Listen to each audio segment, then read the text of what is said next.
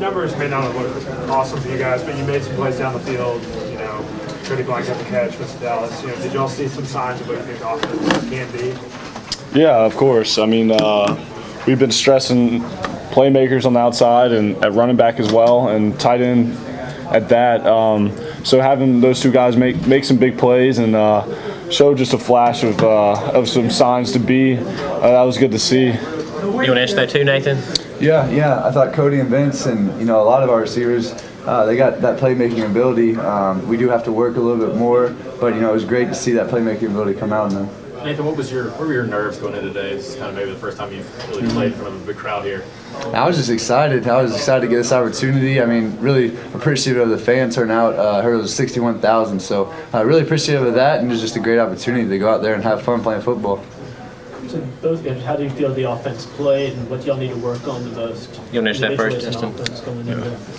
I mean, it was a little sloppy. Too many penalties, too many MAs that we can easily fix. They're just little small things, and this summer is going to be huge for us as a whole offense to work on those small things and progress in our tempo and things like that. Nathan, you want to answer that? Yeah, I think Justin hit it right on the head that summer is going to be big for us.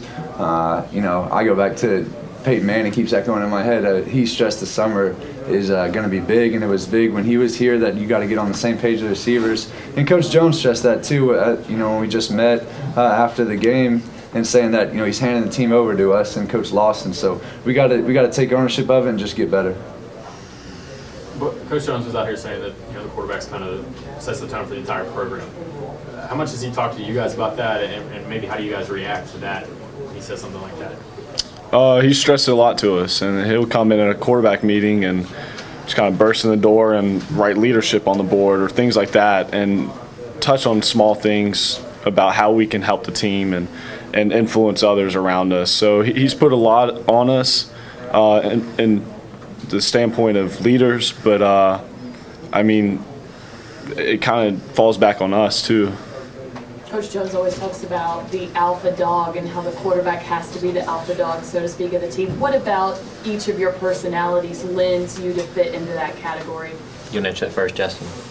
Yeah, I think both Nathan and I are very relatable. We've got good personalities. We can easily talk to the guys on the team. I think we both earn the respect of our peers around us. So I think that's how we can both help. And he can touch Nathan, too. you'll comment on that. Yeah, I guess Justin keeps stealing all the good answers, but that's the same thing. Yeah, I think we both kind of have that ingrained in us, and quarterback's got to be the leader, and that's just on any team in football. So you got to know that as a quarterback. You got to know that that's just as important a part of your position as throwing a good ball. Did y'all feel the offense was handicapped today at all with the injuries and then not being able to scramble around like you like? You can answer that first, Justin. Yeah. I mean, we've had these guys hurt for the past week and a half or so. So the guys that we played with today have been playing with us previously in our past few practices and even our previous scrimmage. So I wouldn't say it was handicapped. A little bit sloppier than we were expecting, but I wouldn't say it was handicapped at all because these guys, they know the offense and they know what routes or protections need to be filled. So I wouldn't use the word handicapped, I guess. Yeah. Comment on that, Nathan. Yeah, I wouldn't use the word handicapped either. I think it hurts a little bit with numbers. The guys are getting a little tired, and maybe that is falls back on us. We need to get in better shape with this up-tempo offense. But we do have playmakers out there still, so we weren't too hurt for playmakers. We just needed to make plays and focus on the details. I think a little bit more. Justin, the defense showed some pressure against you guys. That's a plus for them, but how good is that for you, for a quarterback, to see some of that now, to get used to that for the fall?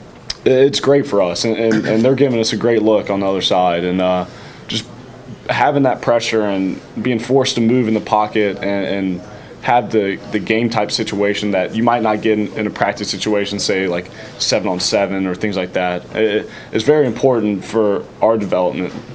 Just in the way you handle it, obviously you want your offensive line to sort of take the brunt of that, but there's a point where a quarterback has to handle that. Just both you guys, you happy or maybe dissatisfied with the way things went in that regard today? I mean, like you said, a lot of it falls on us and identifying where the pressure's coming from and being able to move the offensive line to take the brunt of it.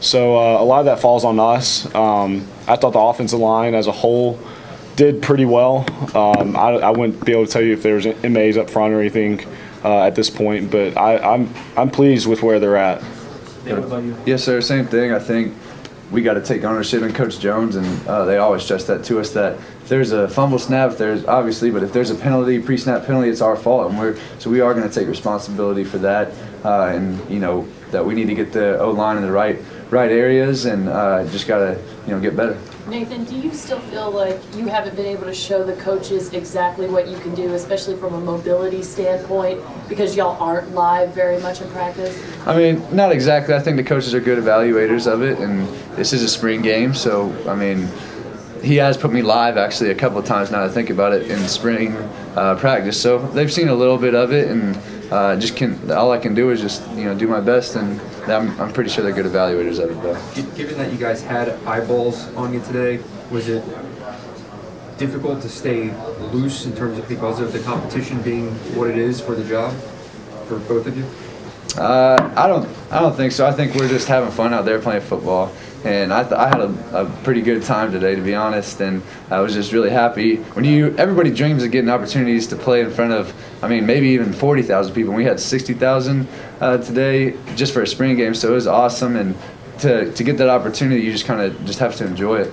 You don't answer that, Justin. Yeah, I think just the excitement around today, starting with the fan day. There wasn't a whole lot.